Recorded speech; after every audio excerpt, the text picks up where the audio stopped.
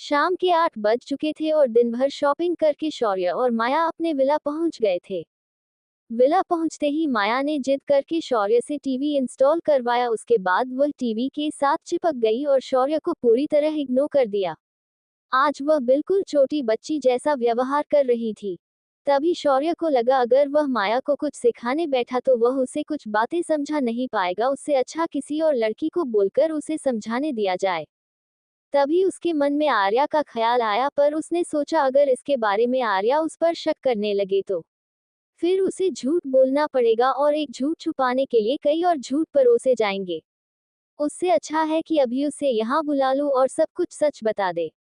उसने तुरंत आर्या को कॉल किया और उसे अपने विला पर बुला लिया।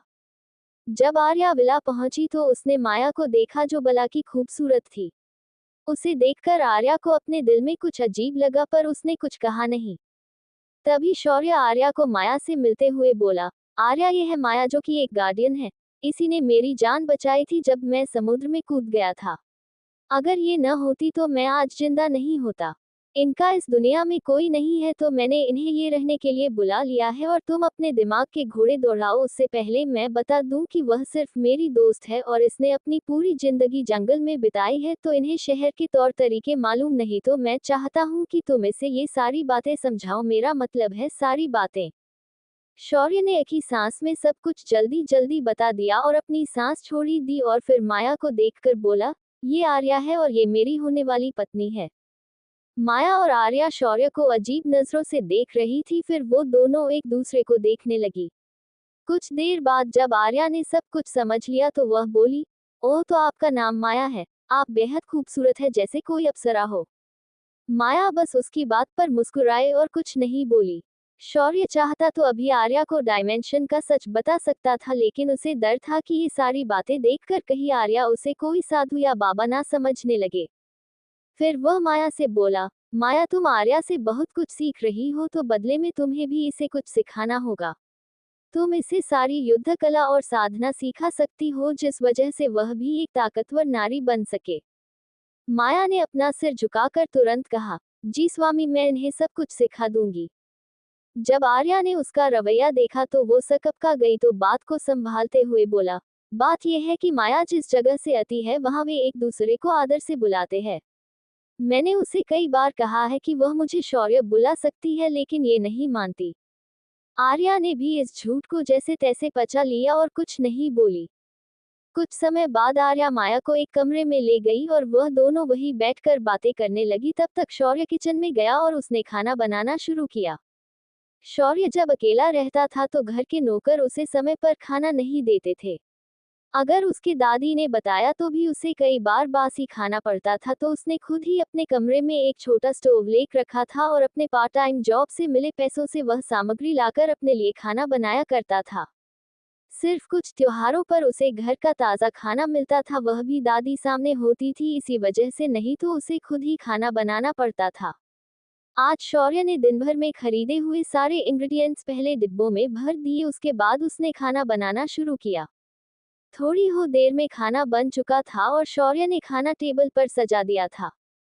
दोनों लड़कियां कुछ देर बाद अपने कमरे से बाहर आए। इस वक्त दोनों बहुत खुश लग रही थी, मानो वो एक दूसरे को पहले से जानती हो। जब आर्या ने टेबल पर ढेर सारा खाना देखा तो वह सरप्राइज हुई और बोली, शौर्य क्या तुम इतना अच्छा खाना बना लेते हो? बाय गॉड, मुझे भी तुमसे सीखना पड़ेगा। माया भी थोड़ी हैरान थी, लेकिन कुछ नहीं बोली और कुर्सी पर आकर बैठ गई। आर्या और शौर्य भी खाना खाने बैठ गए। तभी आर्या खाते खाते बोली, शौर्य मैं सोच रही हूँ माया को मैं अपने साथ रखूं, इससे दो काम हो जाएंगे, एक वह लोगों से मिल पाएगी और यहाँ के तौर तरीके नजदीक से सीख पाएगी। दूसरा मैं भी उसके साथ रहकर उससे कुछ सीख पाऊंगी। ठीक है, तुम उसे अपने साथ रख सकती हो, बस ये बात याद रखना कि वह हमारे नए तौर तरीकों से अनजान है। और माया तुम, अगर कोई परेशान करे तो उसकी जान लेने में बिल्कुल पीछे मत हटना। सीधा ऐसे लोगों को यमराज के दर्शन करवा देना, क्योंकि अभी का जो समाज है वह औरतों को गंदी नजरों से ही देखता है। माया ने भी अपना सिर हाँ में हिलाया। कुछ देर बाद सभी का खाना खत्म हुआ तो शौर्य उन्हें छोड़ने के लिए बाहर आ गया। वह अपनी गाड़ियों में विला से बाहर निकले ही थे, तभी शौर्य की गाड़ी को रास्ते पर रोका गया। शौर्य के सामने एक अधेड़ उम्र का मस्कुलर बॉडी का गंजा आदमी खड़ा था। देखकर लग रहा था कि वह कोई गैंगस्टर होगा। उसके गले में मोती चैन थी, हाथ में अंगूठियां थी और मुंह में एक सिर दबा रखी थी। शौर्य ने तुरंत अपनी कार रोकी और वहां नीचे उतारा और आर्या, जो माया के साथ दूसरे गाड़ी में थी, उन्हें आगे जाने का इशारा कर दिया। आर्या थोड़ी घबराई थी, लेकिन उसने फिर भी गाड़ी को तेज दौड़ाते हुए वहां से निकल गई। शौर्य ने उस आदमी को एक बार देखा और बड़ी ही आलसी के साथ बोला, अब तुझे क्या चाहिए? अबे जल्दी बोल, कल कॉलेज जाना है। जब शौर्य की ऐसी बात सुनी तो वह आदमी हंसने लगा और बोला, बच्चे, थोड़ी देर पहले तूने जिसकी पिटाई की थी ना, मैं उसका बड़ा भाई हूँ। मेरा नाम जुनैद अंसारी है और पूरे जिले का अंडरवर्ल्ड मेरे नाम पर चलता है। तुझे उसे हाथ लगाने से पहले सोचना चाहिए था। जब शौर्य ने जुनैद अंसारी की बात सुनी तो उसे कोई हैरानी नहीं हुई और लापरवाही से बोला, ओह, तो वह सुअर तेरा भाई था। तभी सोचूं वह इधर उधर मुंह क्यों मार रहा था। फिर भी चलो, मैंने उसे माफ कर दिया, उसे जिंदा छोड़कर, लेकिन तू टकले यहाँ पर आकर मुझे धमका रहा है कि मैंने उसे क्यों मारा। तुझे पता नहीं, अगर कोई गलती करता है तो उसे उसकी सजा भी फ्री में मिलती है। क्या तेरी माँ ने दूसरी औरतों को उठाने के लिए सिखाया है क्या? तेरी माँ कोई कोठे वाली तो नहीं थी ना? शौर्य की बातें जुनैद को अंदर तक चुभी थी। शौर्य सिर्फ उसकी नहीं, उसकी माँ की भी बदनामी की थी, वो भी इतने लोगों के सामने। जुनैद अपने दांत पीसते हुए बोला, बच्चे, लगता है तुझे मरने का कोई डर नहीं है। तेरी हिम्मत कैसे हुई मेरे माँ के बारे में ऐसा बोलने की? वो मेरा भाई था तो वो कुछ भी कर सकता है। अगर उसे कोई लौंडिया पसंद आती है तो वो उसे अपने साथ ले जा सकता है, और वह उस लड़की की खुशनसीबी होती है कि वह मेरे भाई को पसंद आई थी। तभी शौर्य तपाक से बोला, लेकिन अब तुम्हारा भाई किसी लड़की को तो छोड़ो, वो किसी लड़के को भी कभी पसंद नहीं कर पाएगा। जुनैद ने जब ये सुना तो उसके सिर पर नसें उभर आई। आज तक किसी ने उसके साथ इतनी बदतमीजी नहीं की थी और उसके बाद का इस तरह कभी मजा नहीं उड़ाया था, लेकिन उसके सामने खड़ा लड़का उसका मजाक तो उड़ा ही रहा था, साथ में उसे सीरियसली नहीं ले रहा था। बच्चे, मैं अभी तक तुझे बच्चा समझकर तुझे धमका रहा था, लगता है तेरे दिन भर गए हैं। मैं तुझे एक आखिरी मौका देता हूँ, चुपचाप अपने घुटनों पर बैठकर मुझसे माफी मांग, वरना मैं तेरी लाश भी पीछे नहीं छोड़ूंगा। हाँ हाँ हाँ, अबे टकले, लगता है तू मेरी बात समझा नहीं, चल आज तुझे मैं मेरे खास दोस्त से मिलवाता हूँ। इतना कहकर शौर्य ने अपनी हथेली आगे की और उसके हाथ पर बना तलवार का टैटू चमकने लगा और वहां बड़ा हुआ और एक लाल रंग की तलवार में तब्दील हुआ। शौर्य ने उसे बड़े प्यार से अपने हाथ में पकड़ा और बोला, इससे मिलो, ये मेरी दोस्त रक्त सम्राज्ञी है। इसे इंसानों का खून बहुत अच्छा लगता है, खास करके पापी इंसानों का। इतना कहकर शौर्य ने एक कदम आगे बढ़ाया और वह गायब हो गया। कुछ ही सेकंड्स में वह अपनी जगह वापस आ गया। जब ध्यान से देखा तो पाया कि उसकी तलवार से खून टपक रहा था। एक चर की आवाज हुई और जुनैद के पीछे खड़े आदमी कई टुकड़ों में बिखर गए। जुनैद के सामने लाशों के टुकड़ों का ढेर लगा हुआ था। उसकी आंखें फटी की फटी रह गई। जुनैद, जो खुद एक माफिया का डॉन था, उसने अपने जिंदगी में कई लाशें देखी थी पर ऐसा नरसंहार नहीं देखा था। उसने तुरंत उल्टी कर दी। हर तरफ खून ही खून दिख रहा था। जुनैद अब अपने घुटनों पर बैठा था। शौर्य ने उसकी तलवार जुनैद के गले पर रखी और बोला, तेरे पास और बहुत साल थे जिंदा रहने के लिए, पर तूने एक गलती कर दी। तू भूल गया कि सामने वाला भी एक इंसान ही है। तुझे तेरा घमंड और ताकत का नशा डूबा गया। अगले जन्म में याद रखना कि किसी भी महिला का सम्मान करना चाहिए, उसे सिर्फ हवस की नजरों से नहीं देखना चाहिए। छठ को आवाज हुई और जुनैद का सिर धड़ से अलग होकर रास्ते पर गिर गया। शौर्य अपनी तलवार को अपने शरीर में रखकर बड़बड़ाया, ये साला अंडरवर्ल्ड वाला काम और अंडरवियर वाला ज्यादा लग रहा था। चलो, आज के बाद द्वारिका से एक हैवान खत्म हो गया। अब ये पुलिस का झमेला मेरे गले ना पड़ जाए।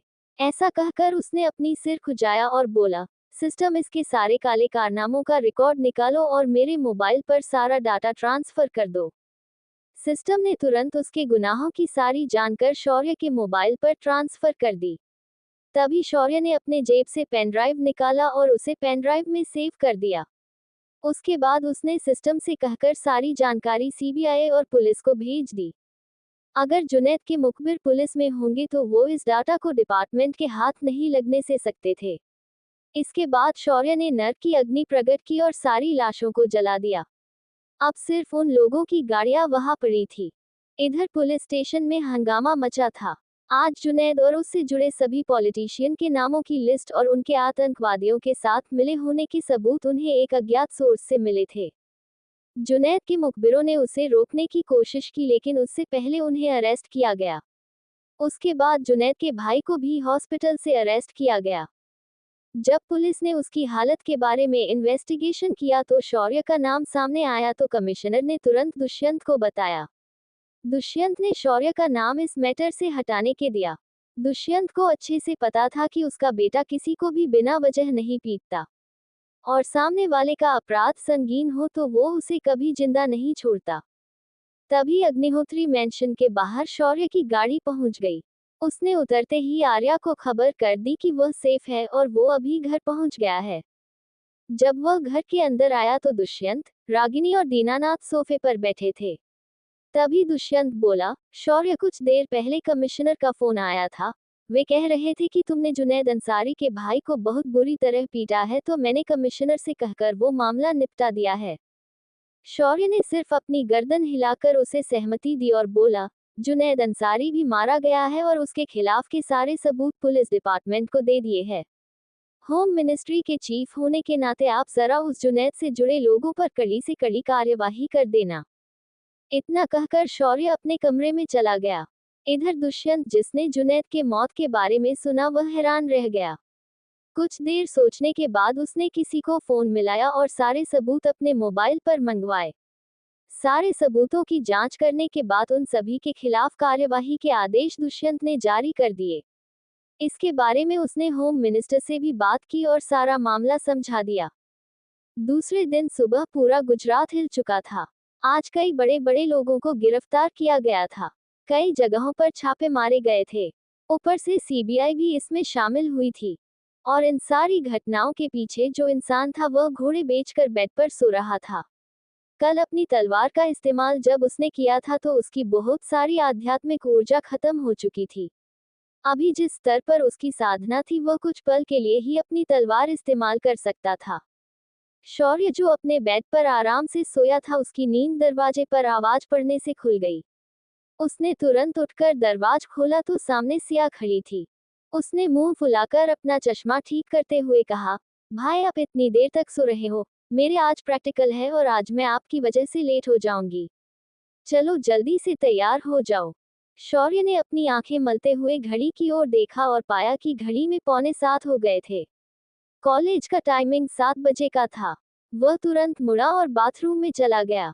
वह जिस रफ्तार से गया उसे देखकर सिया दंग रही थी। वह बड़बड़ाई, क्या भाई कोई सुपरमैन है? तभी शौर्य बाथरूम से नहाकर बाहर आ भी गया था। उसने जवाब दिया, तुम्हारा भाई हनुमान का भक्त है तो थोड़ी तो पूरी उसे हनुमान जी दे ही देंगे। इतना कहकर वह सिया के साथ नीचे आ गया। आज उसने अपनी थार ले जाने का फैसला किया था। उसने तुरंत चाबी लगाई और सिया को लेकर सीधे कॉलेज चला गया। शौर्य ने सिर्फ एक दिन में कॉलेज में सभी के बीच अपना खौफ पैदा कर दिया था। उसके आते ही पूरा कैंपस एकदम शांत हो गया। सारा शोर मानो अचानक बंद हो गया हो। तभी एक लड़की चीखते हुए बोली, ओह हैंडसम, तुम कोई प्रोफेसर हो यहाँ के? ये लोग तुम्हारे आने के बाद इतना शांत क्यों हो गए? शौर्य ने जब पीछे मुड़कर देखा तो पाया कि एक लड़की लड़कों जैसे कपड़े पहनकर और लड़कों जैसी हेयर स्टाइल बनाकर खड़ी थी। उसे देखते ही कोई भी मान लेता कि वह एक लड़का है। तभी शौर्य ने कुछ सोचा और बोला, मेरा यहाँ आज दूसरा दिन है कॉलेज में, मुझे भी कुछ मालूम नहीं है। तू बता, तू भी यहाँ नया है क्या? जब उस लड़की ने शौर्य की बात सुनी तो अपने आप को एक बार नीचे से ऊपर देखा और फिर शौर्य को घूरते हुए कुछ बोलने वाली थी, पर तभी शौर्य ने उसके साथ जो किया वह देखकर अवाक रह गई। शौर्य उसके पास आया और अपना हाथ उसके कंधे पर रखते हुए बोला, अरे यार, तू भी इन लोगों की तरह अब चुप मत बैठ, चल मुझे बता तू किस डिपार्टमेंट में जाना चाहता है, मैं तुझे वहां लेकर चलता हूँ। इतना कहकर शौर्य उसे हाथ पकड़कर खींचते हुए सिया के पास आया और बोला, ये देखिए मेरी छोटी बहन है, बीटेक फाइनल ईयर में है। इसका नाम सिया है, अब तू बता तेरे नाम क्या है? जब शौर्य की ये बात उसने सुनी तो वह झट से होश में आई और बोली, मैं शिखा चौधरी हूँ। जब शौर्य ने ये नाम सुना तो शौर्य ने नाटक करते हुए झट से उसका हाथ झटक दिया और बोला, ओह आई एम सॉरी, मैंने तुम्हें लड़का समझ लिया था। इतना कहकर शौर्य ने एक इनोसेंट सी स्माइल दी। सिया ने ये देखा तो उसने भी शौर्य का साथ देते हुए कहा, वो क्या है ना, थोड़ी सी मेरे भाई की गलतफहमी हुई थी तो उसने आपके साथ ऐसा बर्ताव किया। वैसे इसका नाम शौर्य है और वो हिस्ट्री का स्टूडेंट है। जब शिखा ने ये सुना तो वह कुछ नहीं बोली और शौर्य को घूरते हुई वहां से मेडिकल डिपार्टमेंट की ओर चली गई। शौर्य और सिया भी उसके बाद वहां से चले गए। दोपहर को कॉलेज की छुट्टी के बाद वह दोनों घर की ट्रेड आ रहे थे, तभी उन्होंने रास्ते में शिखा को किसी से बहस करते हुए देखा। उन्होंने देखा कि शिखा की बाइक एक कार से टकराई थी और उस कार वाले का थोड़ा सूजा हुआ था। ऊपर से शिखा उसे मुंह में आए वो बोले जा रही थी, अबे अकल के अंधे, तेरी आंखें सड़क को छोड़ कहाँ देख रही थी? कभी लड़की नहीं देखी थी क्या को सीधा मुख पर तूने गाड़ी चढ़ा दी। अब चुपचाप मेरा हर्जाना दे दे वरना मैं पुलिस को बुलाकर तुझे अंदर कर दूंगी। साले डेढ़ पसली के, तेरी औकात एक फटके की भी नहीं है और तू मुझे घुरेगा। तेरे ऐसे लाइट लगा दूंगी कि तू जिंदगी भर मुझे याद रखेगा, साला झाड़ की पत्ती। चल वटले यहाँ से और अगली बार जो काम कर रहा है उसी पर ध्यान दे। और इतना कहकर वह उसे फिर से मारने वाली थी, तभी शौर्य उसके पास जाकर उसे रोकते हुए बोला, शिखा जरा गुस्से पर काबू करो और जाने दो बेचारे को। शिखा ने जब शौर्य को देखा तो उसने उस आदमी को छोड़ दिया, तभी वह आदमी रोते हुए बोला, madam I am sorry but मुझे लगा आप लड़का हो तो मैं आपको देख रहा था।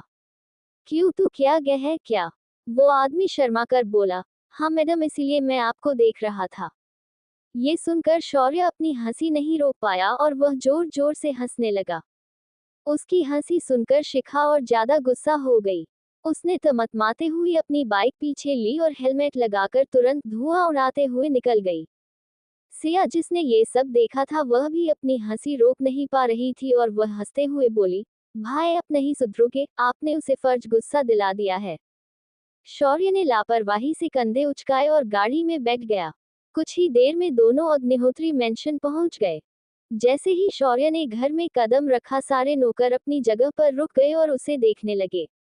शौर्य को कुछ अजीब लगा और वह हॉल में आ गया। सामने एक खादी पहना हुआ आदमी बैठा था।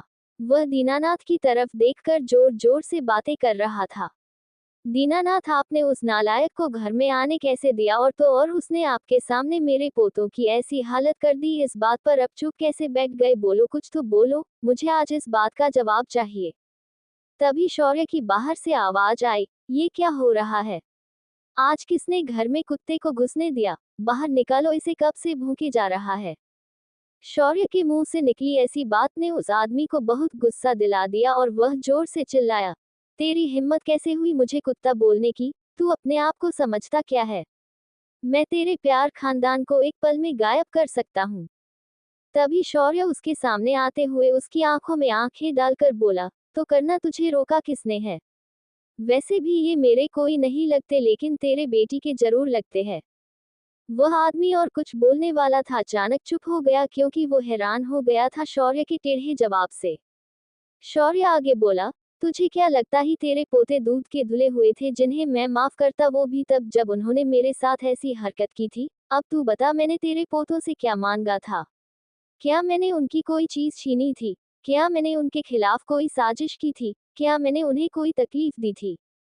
नहीं ना, तो फिर उन्हें क्या जरूरत थी बेवजह मेरे रास्ते में आने की? जब उस आदमी ने शौर्य की बात सुनी तो वह तुरंत चुप हो गया। फिर कुछ सोचकर बोला, वो मेरे यानी रघुनाथ पटेल के बेटे थे। उन्हें तुम पसंद नहीं थे, इसीलिए उन्होंने तुम्हारे साथ बर्ताव किया होगा, और जैसी तुम्हारी इस घर में हैसियत है तुम इस घर में रहने के लायक नहीं हो। अच्छा, और ये बात तय करने वाले तुम कौन होते हो? तुम्हें अपने बहू बेटे ठीक से संभाले नहीं जा रहे और हमारे घर में आकर मेरी हैसियत तय करने का अधिकार तुम्हें कब से मिला? क्या इस बुढ़े ने तुम्हें वह अधिकार दिया है? ये सुनकर रघुनाथ एकदम चुप हो गया। तभी शौर्य आगे बोला, तुम भले कोई पावरफुल मंत्री हो सकते हो, पर वो लोगों के लिए यहाँ हमारे घर में आकर मुझे धमकाने की कोशिश भी मत करना, वरना तेरा भी वही हाल करूंगा जो तेरे पोतों का हुआ है। इतना कहकर शौर्य ने उसके सीने पर अपना हाथ धीरे से फेर दिया और बोला, आज यहाँ आकर जो तुमने शोर मचाया है ना, उसके लिए ये छोटा सा गिफ्ट। तुम्हें पैरालिसिस मुबारक हो। इतना कहकर शौर्य पीछे हट गया। कुछ ही देर में रघुनाथ का पूरा शरीर जम गया। थोड़ी ही देर में उसका मुंह और हाथ पैर टेढ़े हो गए। शौर्य ने दीनानाथ को देखा और बोला, अपने बहू से कहो कि जल्दी इसे भी अस्पताल ले जाए, इसे पैरालिसिस हुआ है। दीनानाथ ने बिना देर किए अपनी बड़ी बहू को बुलाया और रघुनाथ को लेकर दवाखाने भेज दिया। रघुनाथ पटेल की हालत खराब करने के बाद शौर्य अपने कमरे में चला गया। इधर दादाजी दीनानाथ हताश होकर सोफे पर बैठे थे। उन्हें ये समझ नहीं आ रहा था उनका पोता जो कभी किसी को आंख उठाकर देखता तक नहीं था, आज वह एक बदतमीज और बदमाश कैसे हो गया। ऊपर से उसकी राक्षसों जैसी ताकत जिसके सामने कोई नहीं टिक सकता। इसी उधेड़बुन में दीनानाथ बैठा था। तभी उसे उन गोलियों की याद आई जो शौर्य ने उसे अभी और विशाल को ठीक करने के लिए दी थी। दीनानाथ तुरंत सोफे से उठ गया और अपने कमरे से वो 2 गोलियां लेकर आ गया। इधर अस्पताल में आज अभी और विशाल की बगल में एक और बेड लगाया गया था जिस पर रघुनाथ को लिटाया गया था। रघुनाथ बार बार कुछ कहना चाहता था लेकिन कह नहीं पा रहा था। विशाल और अभी ने ये देखा तो उनकी हालत और ज्यादा खराब हो गई थी। आज सुबह उनके नानाजी उनका बदला लेने के लिए अग्निहोत्री मैंशन अकेले चले गए थे, लेकिन अब वे भी अस्पताल में उनके बगल में पड़े थे। अभी की मां के आंसू रुक नहीं रहे थे। वह अपने पिता और बेटों के लिए रोए जा रही थी और बीच बीच में शौर्य को गालियां दे रही थी। विशाल के पिता चुपचाप ये देख रहे थे। जब से शौर्य घर पर रहने लगा है उसने घर में कदम नहीं रखा था। तभी उस वीआईपी वार्ड का दरवाजा खुला और दीनानाथ अपने हाथ में एक बक्सा लेकर अंदर आए। ये बक्सा हथेली जितना बड़ा था। उन्होंने ध्यान से देखा कि उनके दोनों पोतों के हाथ और पैर डॉक्टर्स ने जोड़ दिए थे, मगर उनके वहंगब होकर भी उनके लिए उनका कोई फायदा नहीं था। दीनानाथ ने वह बक्सा खोला और उसमें से 2 गोलियां निकाली और अभी और विशाल के हाथ में देकर बोला, तुम दोनों इन गोलियों को बिना सवाल पूछे खा जाओ, उसके बाद मैं तुम्हें उसके बारे में बताऊंगा। दोनों ने बिना सवाल किए सीधा उन गोलियों को मुंह में रख दिया। कुछ ही देर में दोनों गोलियां उनके मुंह में घुल गई। थोड़ी देर बाद उनकी टूटी हुई हड्डियां ठीक हो गई और दोनों भाइयों ने तुरंत खड़े होकर चेक किया और पाया कि वे दोनों एकदम नॉर्मल हो गए हैं। तभी दीनानाथ बोले, तुम्हें शुक्र मनाना चाहिए कि शौर्य की दी हुई दवाएं तुम्हारे ऊपर काम आ गई। मैं चाहता हूं कि तुम उससे अभी जाकर माफी मांगो और अपने किए का प्रायश्चित करो। जो खुशी उन्हें ठीक होने के बाद हुई थी वह खुशी शौर्य का नाम सुनते ही गायब हो गई। दादाजी आप ये क्या बकवास कर रहे हैं? हम और उससे माफी मांगेंगे ये नहीं हो सकता। उसने हमारी ऐसी हालत की है और आप हमें उससे माफी मांगने के रहे हैं। दीनानाथ ने एक गहरी सांस ली और बोला, एक तो पहले तुमने उसे परेशान करके घर से बाहर निकाला, उसके बाद उसने तुम्हें तुम्हारे किए की सजा दी और बाद में तुम्हें उसने ठीक करने के लिए दवाई भी दी। ये उसका बड़प्पन था। और तो और क्या तुम उसका कुछ बिगाड़ सकते हो जो इतना सीना चौड़ा करके बात कर रहे हो? भूल गए कैसे उसने तुम दोनों को कीड़ों की तरह मसल दिया था? दीनानाथ ने अपनी आवाज थोड़ी सीरियस करते हुए आगे कहा, जरा तुम सोच कर देखो, क्या इस दुनिया में ऐसी दवाएं हैं जो तुम्हारे घाव तुरंत भर सके, वो भी इस तरह की जिसे डॉक्टर्स भी ठीक नहीं कर पाए, वो भी कुछ मिनट में ठीक हो गया। अब अगर ऐसे इंसान से तुम्हें पंगे लेने का शौक है तो खुशी से लो, लेकिन एक बार अपने नाना को देख लो। तुम्हारे नाना की ये हालत बस उसके छूने से हुई है और वो कुछ भी कर सकता है। वो अब एक मायावी लड़का बन गया है। ऐसे इंसान से दुश्मनी यानी सीधे मौत को दावत देना होगा। अब तुम दोनों सोचो तुम्हें क्या करना है। अपने दादा की सारी बात सुनकर मानो अभी और विशाल अपने होश में आ गए हो। उन्हें वह मंजर याद आ गया जब शौर्य उन्हें पीट रहा था और कैसे उसने उन दोनों को चीखने का भी मौका नहीं दिया और उन्हें अपाहिज बना दिया था। ये सब सोचकर मानो उनकी रूह कांप गई हो। वो तुरंत शौर्य से माफी मांगने के लिए तैयार हो गए। उनके माता पिता जो वहां मौजूद थे उन्होंने भी दीनानाथ की बात मान ली और शौर्य से माफी मांगने के लिए तैयार हो गए। इधर शौर्य अपने कमरे में बैठकर अपने मोबाइल के साथ खेल रहा था। तभी उसे याद आया कि उसने आर्या के साथ शर्त लगाई है कि वह उसका बिजनेस स्टार्ट करेगा, उसे आर्या की कंपनी से बड़ा बनाएगा। वह तुरंत अपनी जगह से उठा और अपनी थार लेकर बाहर चला गया। उसे अपना बिजनेस शुरू करना था तो उससे पहले उसे किसी ऐसे बंदे की जरूरत थी जो उसका पैसा मैनेज करेगा और उसे सही जगह पर सही वक्त पर इन्वेस्ट करके उसे प्रॉफिट दिला दे। शौर्य अपनी कार को मेन हाईवे पर दौड़ा रहा था। कुछ दूरी पर जाने के बाद उसने अपनी कार अचानक ब्रेक मारकर रोक दी और देखा कि वहीं सड़क के किनारे एक बड़ी सी एसयूवी खड़ी है और कुछ लोग एक लड़की को जो नशे की हालत में थी उसे गाड़ी से बाहर निकाल रहे थे। शौर्य को ये बात खटक गई और वो तुरंत वहां पहुंच गया। तभी उस एसयूवी के अंदर से एक आदमी नीचे उतारा। उसने एक बिजनेस सूट पहना था और उसे देखकर लग रहा थी कि वह कोई बड़ा बिजनेसमैन है। गाड़ी से उतरने के बाद उसने अपनी क्यूबन सिगार को हाई फ्लेम के लाइटर से जलाया और एक गहरा कश लगाते हुए बोला, फाइनली तुम मेरे हाथ लग ही गई। तुम्हें बहुत घमंड था ना अपनी एकेडमिक्स पर, अब बताओ क्या तुम्हारी एकेडमिक्स तुम्हें मुझसे बचा पाएगी। उसने एक और कश लगाया और शैतानी हंसी हंसते हुए बोला, इसे अंदर लेकर चलो और उसके कपड़े उतारकर लिटा दो, मेरा काम होने के बाद मैं तुम्हें भी मौका दूंगा। सभी लोग उस लड़की को अंदर झाड़ियों में लेकर जाने ही वाले थे, तभी एक आवाज उन्हें सुनाई दी। 5 लोग एक लड़की को उठाकर झाड़ियों में लेकर जाने की तैयारी कर रहे थे, लेकिन उनके कदम एक आवाज से रुक गए। अगर एक कदम भी तुमने बढ़ाया तो तुम्हें सबसे दर्दनाक मौत दूंगा। यह आवाज एक सीधी धमकी दी उन लोगों को। जब उन्होंने पीछे मुड़कर देखा तो पाया शौर्य वहां पर खड़ा था। तभी वह बिजनेसमैन बोला, ए लड़के, चुपचाप यहाँ से चला जा वरना इसका अंजाम बहुत बुरा होगा। तू मुझे जनता नहीं है। शौर्य ने उस आदमी को देखा और बेफिक्री से बोला, तुम्हारे गले में कोई बोर्ड मैंने लटका हुआ नहीं देखा जिस पर तेरा नाम लिखा हो। क्या तू कहीं का राजा महाराजा है कि तुझे हर कोई जानने लगे। शौर्य की बात सुनकर उस आदमी का सिर चकराने लगा और वह बोला, मैं आखिरी बार कह रहा हूं, यहाँ से चुपचाप चले जाओ वरना तुम्हारी लाश भी किसी को नहीं मिलेगी। जब शौर्य ने ये सुना तो वो मुस्कुराया और अपनी एक उंगली उसने हवा में तलवार की तरह घुमाए और एक आदमी जिसने उस लड़की को कमर से पकड़ा उसका हाथ काटकर नीचे गिर गया और उसके मुंह से एक जोरदार चीख निकल गई। वह आदमी दर्द में करहाते हुए नीचे बैठ गए। तभी शौर्य उस लड़की के पास फुर्ती से पहुंच गया और उसने उस लड़की को कमर से पकड़कर बगल में ले आया। शौर्य ने उसकी जांच की तो पाया कि इस लड़की को एक ड्रग दिया गया था। उसने तुरंत अपना हाथ इस लड़की के गले पर रखा और अपनी आध्यात्मिक ऊर्जा से उसने उस ड्रग को उस लड़की के शरीर से बाहर निकाल दिया। उस लड़की ने बेहोशी की हालत में उल्टी कर दी और उसके मुंह से वह ड्रग और जूस बाहर निकल गया। शौर्य फिर उस लड़की को जमीन पर बिठाते हुए उसके माथे पर हाथ रखकर उसकी चेतना को जगा दिया। उसके ऐसा करते ही लड़की होश में आने लगी।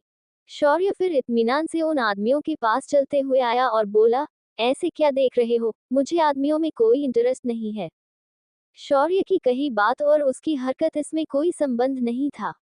वे लोग भौचक्का होकर शौर्य को देख रहे थे। शौर्य ने अपनी उंगलियां चटकाए और फिर बोला, आजकल जहां जाओ वहां तुम जैसे लोग औरतों पर अत्याचार करते हुए नजर आते हैं। तुमने इन औरतों को समझ रखा है। तुम्हें अपने घर में अपने माता पिता ने कुछ सिखाया नहीं है क्या। मुझे देखो, मुझे अपने माता पिता ने जन्म होते ही त्याग दिया, कभी उन्होंने मुझे अपना प्यार नहीं दिया। इसका मतलब ये नहीं होता कि मैं उनका गुस्सा कुछ बेचारी लड़कियों पर उतारते फिरूंगा। चलो, अब तुमने ऐसी हरकत करने की कोशिश की है, इसका मतलब है तुमने पहले भी ऐसा किया है, तो उन लड़कियों की तरफ से मैं तुम्हें एक दर्दनाक मौत देता हूँ। इतना कहकर शौर्य ने अपना हाथ बढ़ाया तो उसके हाथ में एक लाल रंग की लंबी तलवार आ गई। शौर्य धीरे धीरे उन लोगों के पास चलकर जाने लगा। वह बिजनेसमैन घबराते हुए बोला, देखो, तुम ऐसा नहीं कर सकते, तुम कानून को अपने हाथ में नहीं ले सकते। मेरी कमिश्नर के साथ अच्छी पहचान है।